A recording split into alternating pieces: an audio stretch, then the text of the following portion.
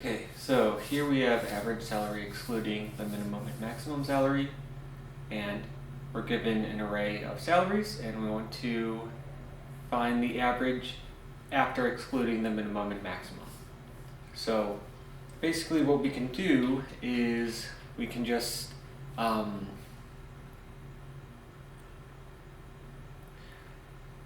has a lot of built-in functions that make this straightforward.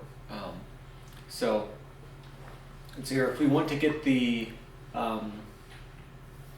average, then we need to sum them up and divide by how many there are.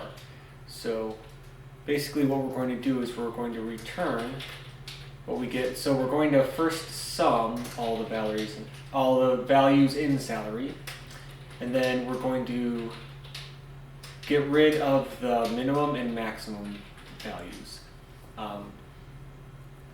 Because this is the same as summing up all of the salaries except for the minimum and maximum ones. And then, to average, we need to divide by the number of entries in the list. And after we remove the minimum and maximum salaries, we've removed 2 of them. And so we're going to divide by the length of salary minus 2. And so this is basically it. Now if we go down here, the constraints are that the salary length is always going to be greater than or equal to 3. If you're not 100% confident about that, you can always assert that the length of salary is greater than or equal to 3.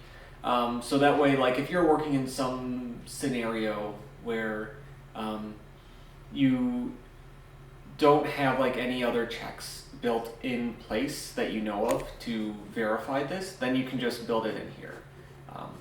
So this is just sort of like a good programming practice because we don't want to divide by 0 here. Dividing by 0 is bad. And so yeah, that is just about it in terms of this exercise.